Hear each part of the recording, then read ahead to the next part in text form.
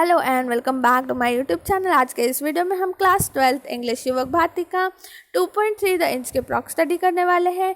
2.3 inch के प्रॉक study करने से पहले मैं आपको बता दूं कि मैंने song of the open road और बाकी अदर जो इंग्लिश के वीडियोस हैं अपलोड कर दिए हैं, आप देख सकते हैं, लिंक डिस्क्रिप्शन बॉक्स में मिल जाएगा।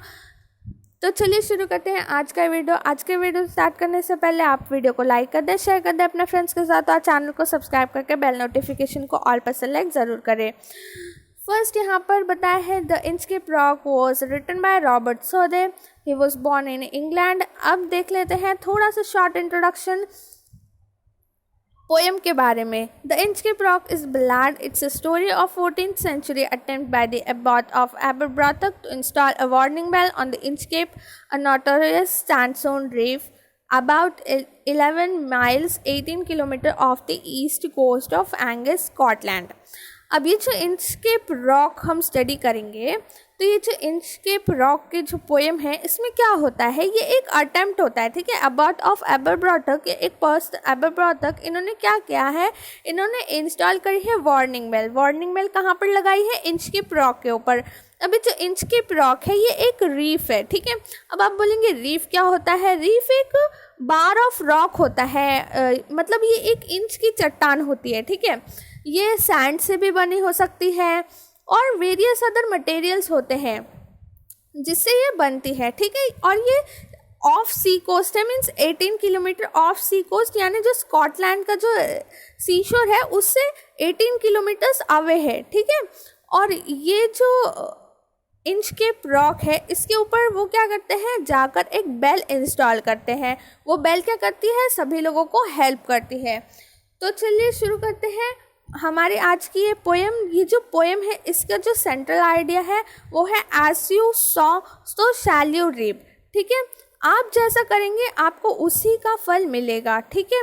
तो इंचकेप रॉक की जो पोएम है इसका फर्स्ट आंसर है no stir in the air, no stir in the sea, the ship was as still as she could be, her sails from heaven received no motion, her keel was steady in the ocean. अभी जो first answer है इसमें क्या बताया है, देखिए आप explanation सुनिए। फर्स्ट आंसर में बताया है कि जो सी है वो बहुत ही ज़्यादा काम है, सब कुछ स्टिल है, शिप भी एकदम आराम से सीधा सीधा वाटर में खड़ा है। अब जो ओशन होता है वो ज़्यादातर क्या होता है, मूविंग होता है, जो उसकी वेव्स होती है वो मूव करती है। लेकिन यहाँ पे जो फर्स्ट स्टैंजा है, ये जो देखिए फर्स्ट स्टैंजा है आपकी टेक्स्ट बुक में, इसमें क्या एक्सप्लेन किया है, इसमें एक्सप्लेन किया है एटमॉस्फेयर, वहाँ का जो एक जो शिप है जो ओशन में खड़ा है, सी में खड़ा है, वो एकदम स्टिल है, वो बिल्कुल भी मोशनलेस है, उसमें कोई भी मोशन नहीं है, मतलब वो हिल नहीं रहा है, उसकी जो मूवमेंट है वो कुछ भी नहीं हो रही है, और सी भी बहुत काम है, ठीक है। नेक्स्ट स्टैंजा में क्या बताइए, देखिए without either sign or sound of their shock the waves flowed over the Inchcape rock। अभी जो सेकंड स्टैंजा है उसमें बताया है जो वेव्स हैं सी की वो बहुत ही ज़्यादा धीरे धीरे मूव कर रही हैं, ठीक है। और वो धीरे धीरे से क्या हो रही है, इंचकेप रॉक है उसके ऊपर से आ रही हैं, जा रही हैं, धीरे धीरे फ्लोस हो रही हैं उसके ऊपर से। लेकिन जो इंचकेप रॉक के ऊपर बेल लगी है वो बिल्कुल भी मूव नहीं हो रही है, ठीक है। वो बिल्कुल भी मूव नहीं हो रही है, बेल बिल्कुल भी बज नहीं रही है, क्योंकि बहुत धीरे धीरे जो ओशन की वेव्स हैं वो धीरे धीरे हिल रही है, ठीक है, वेव हो रही है एकदम आराम से, उसमें ज़्यादा साउंड भी नहीं है वेव के अंदर, ठीक है। इसलिए वो बहुत ही स्मॉल, मतलब धीरे से मूव कर रही है इंचकेप रॉक के ऊपर से, इसलिए जो इंचकेप बेल है वो मूव नहीं हो रही है। ओके, अब हम थर्ड स्टैंजा स्टडी करते हैं। थर्ड स्टैंजा है the abbot of Aberbrothock had placed that bell on the Inchcape rock on a buoy in the storm. It floated and swung, and over the waves its warning rung। अब इसका explanation सुनो, देखो Abbott क्या होता है, head of एबे of monk, a building where Monks और nuns live और यूज टू लिव। ठीक है, ये एक तरीके की बिल्डिंग बताई गई है जहाँ पे मॉन्क्स और नन्स क्या करते हैं, रहते हैं। तो उन्होंने क्या किया था, उन्होंने इंचकेप रॉक के ऊपर क्या किया था, वो बेल को लगाया था। ठीक है, वो बेल लगाई थी। अब ये जो बेल लगाई थी इंचकेप रॉक के ऊपर, इससे क्या होता था, इससे दूसरों को बहुत ही ज़्यादा फ़ायदा होता था, हेल्प होती थी और बहुत ही ये जो है मदद करती थी दूसरे लोगों की जो ओशन में आते थे। जैसे बहुत सारे मराइनर्स आते हैं तो उनकी भी बहुत ज़्यादा हेल्प होती थी। जब भी देखिए तूफ़ान आता था या फिर बहुत ही ज़्यादा स्ट्रॉमी विंड्स आती हैं तो क्या होता है, इंचकेप रॉक के ऊपर भी पानी आ जाता है। ठीक है, जो इंचकेप रॉक है, फॉर एग्जांपल ये रॉक है। ठीक है, ये रॉक है, मैं ड्रॉ करके बता रही हूँ आपको, ये रॉक है, ये इंचकेप रॉक है, यहाँ पर बेल लगी है, समझो ये गोल गोल है ना, ये बेल लगी है। तो ये क्या होता है, ये पानी है, ये पानी है, पहले इतना पानी था, ये देखिए मैंने इतना पानी बनाया। ठीक है, और जब स्ट्रॉमी विंड चल रही है, जब तूफान आ रहा है बहुत ज़्यादा, तो क्या होता है, ये जो पानी है ये पूरा इतना इतना वेव्स चले जाता है, तो क्या होगा, ये रॉक ढक जाएगा। ठीक है, तो यहाँ पे देखिए ये रॉक ढक जाएगा और बहुत ज़्यादा विंड चलेंगी, तूफान आएगा, तो ये जो बेल है ना ये मूव करेगी, ये जो बेल है ये मूव करेगी और इससे क्या होगा, जो यहाँ पर जो शिप होगी ना, जो यहाँ पे शिप होगी उसे पता चल जाएगा कि यहाँ पे जो है, यहाँ पे इंचकेप रॉक है। ठीक है, तो इससे जो होगा उनको पता चल जाएगा यहाँ पर इंचकेप रॉक है। नेक्स्ट फोर्थ जो स्टैंजा है उसमें बताया है कि जो बेल है वो बैड वेदर में मराइनर्स जो होते हैं उनको बहुत ज़्यादा हेल्प करेगी। जब भी जो रॉक है सी वेव्स के कारण जब ढक जाएगा, मैंने बताया है, तो क्या होगा, लोगों को पता चलेगा यहाँ पर रॉक है, यहाँ पे रीफ है, इंचकेप रॉक है, तो हमें थोड़ा सा दूर से जाना है अपनी शिप को लेकर। ठीक है, और ये दूसरा मदद ये भी करता था, जैसे डायरेक्शन बताता है, ये किसको डायरेक्शन बताएगा, वो जो शिप वाले पर्सन्स हैं उनको ये डायरेक्शन भी बताता है, क्योंकि आपको पता है यहाँ पर इंचकेप रॉक के ऊपर बेल लगी है तो मुझे कौन से डायरेक्शन में जाना है। और ये जो BUOY बॉय है, इसका मतलब होता है ये एक नेविगेशन टाइप का ऑब्जेक्ट होता है जिससे लोगों को पता चलता है कि हम कौन से डायरेक्शन में जा रहे हैं। ठीक है, ये सी के अंदर मार्क लगाते हैं कि ये जो प्लेस है वो बहुत ही ज़्यादा डेंजरस है। ठीक है, तो डेंजरस चीज़ों को दिखाने के लिए सी के अंदर ये लगाया जाता है, ये एक ऑब्जेक्ट होता है। नेक्स्ट जो फिफ्थ स्टैंजा है उसके अंदर बताया गया है कि जो वेदर है वो बहुत ही ज़्यादा अच्छा है। यहाँ पे जो फिफ्थ स्टैंजा है उसके अंदर बताया गया है कि वेदर बहुत अच्छा है और जो मराइनर्स हैं और जो सन है वो बहुत ही ज़्यादा शाइनिंग है, बहुत अच्छा एटमॉस्फेयर है, चीयरफुल एटमॉस्फेयर है, बर्ड्स की भी स्क्रीमिंग की जो है आवाज़ आ रही है, वो बहुत ही ज़्यादा अच्छे से स्क्रीम कर रहे हैं जॉयफुल वे में, बहुत खुश हैं सभी लोग, एटमॉस्फेयर बहुत अच्छा है। फिफ्थ स्टैंजा के अंदर बस एटमॉस्फेयर का डिस्क्रिप्शन बताया है। नेक्स्ट है सिक्स्थ स्टैंजा। सिक्स्थ स्टैंजा के अंदर बताया है कि जो सिक्स्थ स्टैंजा के अंदर यहाँ पे सर रैल्फ रोवर जो एक पर्सन है, जो एक पिराट है, पिराट मतलब कौन होते हैं, समुद्री लुटेरे, जो समुद्री लुटेरे होते हैं जो लूटपाट करते हैं ना, आपको पता है जो बहुत सारे कार्टून्स भी आते थे पिराट्स, द पिराट्स करके, तो वो जो पिराट्स होते हैं, समुद्री लुटेरे होते हैं, वो क्या करते हैं, दूसरी शिप्स को क्या करते हैं, लूटते हैं, लूटपाट मचाते हैं और दूसरों की शिप्स को ही वो ज़्यादातर लूटते हैं। तो ये सर रैल्फ को इंट्रोड्यूस किया है सिक्स्थ स्टैंजा के अंदर। The buoy of the Inchcape bell was seen a darker speck on the ocean green. The sir Ralph rover walked his deck and he fix his eye on the darker speck. अब यहाँ पे बताया है जो sir Ralph rover हैं वो अपने deck के ऊपर जाते हैं, डेक मतलब जो शिप के ऊपर का जो भाग होता है ना डेक, वहाँ पर जाते हैं। तो सब लोग ने देखा होगा डेक, अब जिसने भी पिक्चर्स देखे हैं, फॉर एग्जांपल जो भी मूवीज़ हैं, ठीक है, उसमें दिखाया है डेक होता है, वहाँ पर जो है सर रैल्फ रोवर जाते हैं और वहाँ से जो इंचकेप रॉक के ऊपर बेल लगी है उसको बहुत ही ज़्यादा ध्यान से देखते हैं। वो जो ग्रीन ओशन के अंदर वो ब्लैक स्पॉट को बहुत ही ज़्यादा अच्छे से देखते हैं।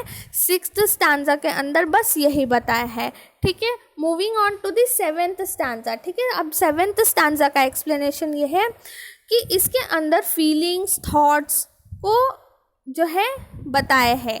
जो सर रैल्फ रोवर का जो फीलिंग है और थॉट है उसको एक्सप्लेन किया है। ठीक है, वो तो इसमें क्या है, बहुत ज़्यादा खुश होते हैं सर रैल्फ रोवर, बहुत ज़्यादा खुश होते हैं। वो घूमते हैं अपने डेक के ऊपर, सीटी बजा बजा के गाना गाते हैं, बहुत ज़्यादा खुश होते हैं।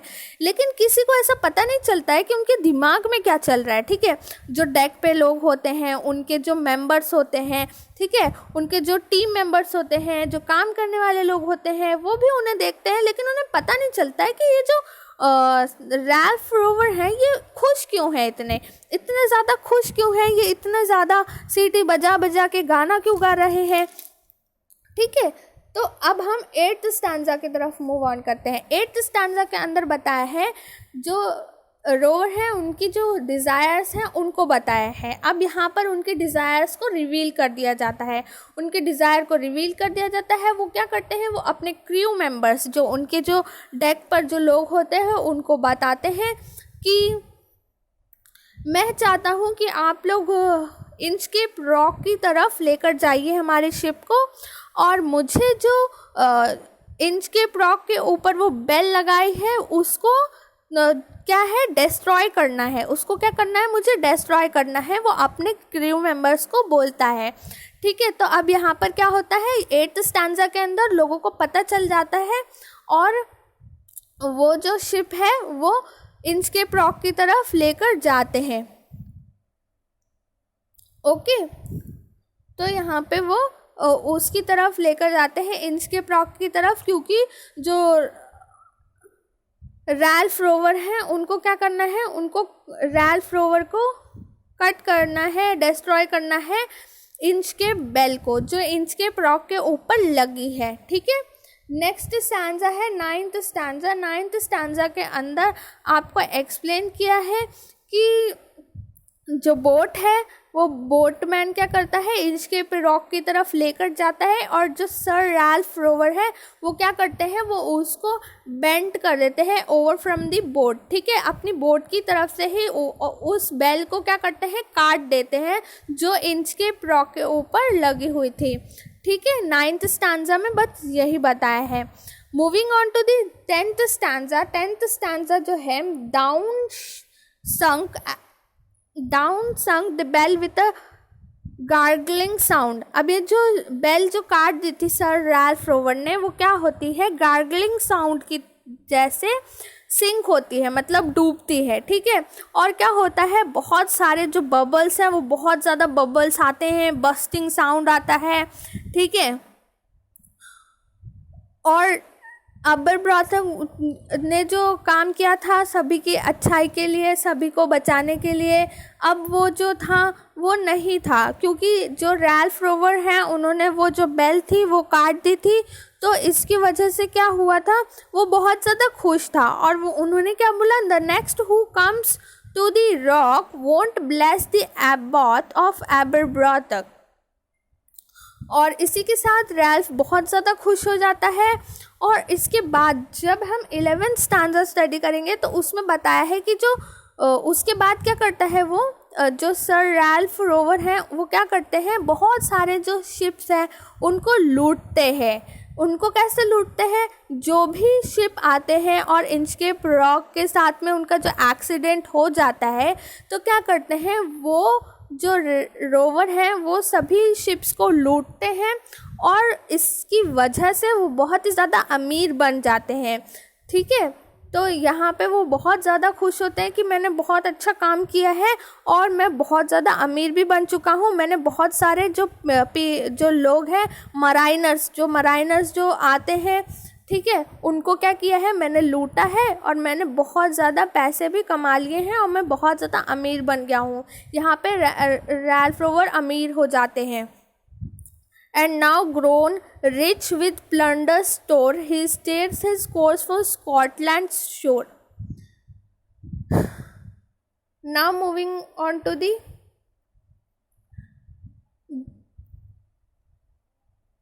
अब 12th स्टैंजा हम स्टडी करेंगे। 12th स्टैंजा के अंदर क्या होता है, अब बता रहे हैं कि जो 12th स्टैंजा के अंदर जब वो स्कॉटलैंड जा रहे थे, अब ये जो 12th स्टैंजा है इसके अंदर एक्सप्लेन किया गया है, जब वो स्कॉटलैंड की तरफ जा रहे थे तो सन जो था वो फॉग के पीछे जो है छिप जाता है और जो विंड है वो बहुत ही ज़्यादा स्ट्रोमी चल रही थी, बहुत ही ज़्यादा जो स्काई था वो हेज़ मतलब बहुत ज़्यादा फॉग हो चुका था, वहाँ पे सनलाइट भी बिल्कुल नहीं नज़र आ रही थी, they can not see the sunlight और high the wind had blown a gale all day, at evening it had died away.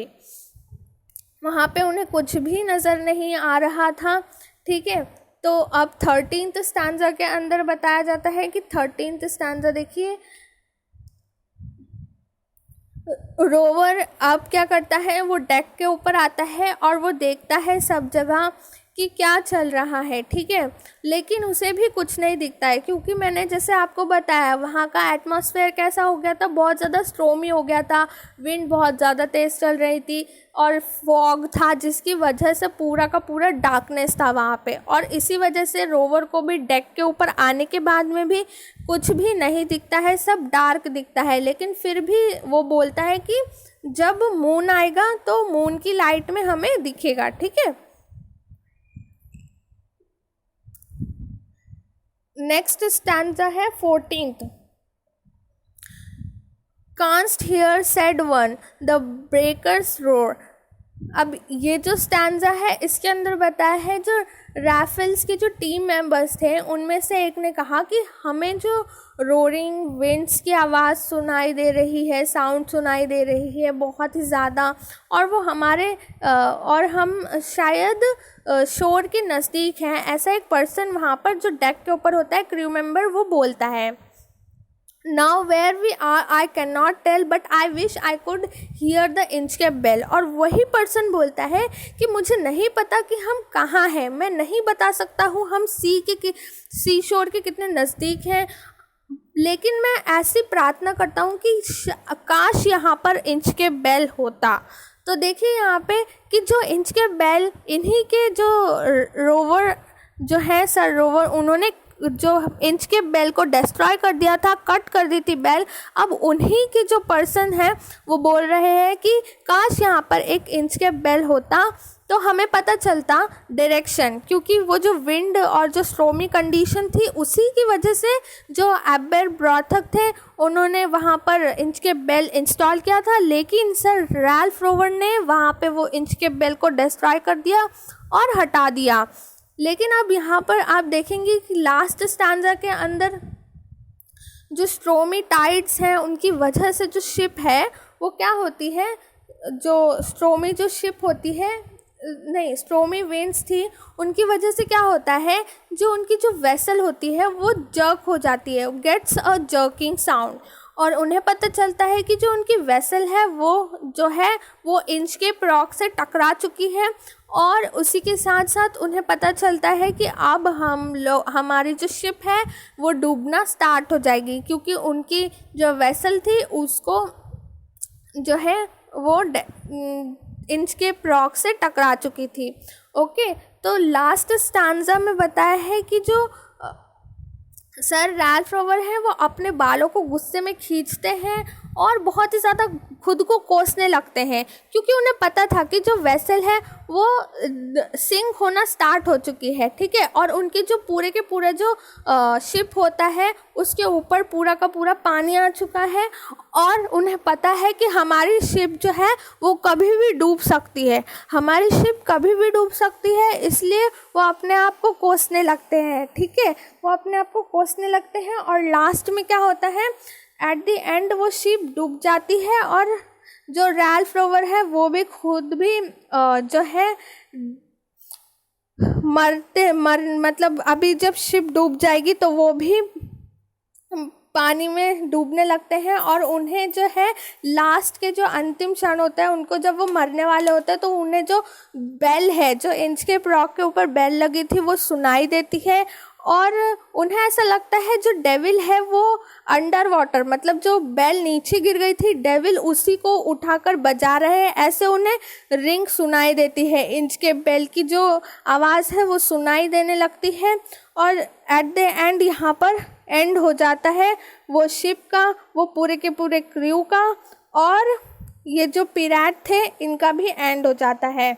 तो यहाँ पे हमने देखा कि जैसा उन्होंने किया उनके साथ भी वैसा ही हुआ, ठीक है। सर रैल्फ रोवर ने जैसा गलत काम दूसरों के साथ किया, उन्होंने दूसरों की शिप्स लूटी। पहले तो उन्होंने इंचकेप बेल को हटा दिया, डिस्ट्रॉय कर दिया, जो लोगों को सही डायरेक्शन दिखाती थी सी के अंदर, लेकिन उन्होंने इंचकेप बेल को ही हटा दिया, जिससे लोगों को बहुत ज़्यादा परेशानी हुई, और एट द एंड उनको भी परेशानी हुई, और उनका भी जो है दी एंड उस इंचकेप रॉक की वजह से ही हुआ, क्योंकि उनको भी इंचकेप रॉक नहीं दिखा और उनकी जो शिप थी वो जाकर टकरा गई इंचकेप रॉक से, और उनकी शिप डूब गई। As you sow so shall you reap. तो ये थी इस पोएम की teaching. I hope you like it. So thank you for watching this video.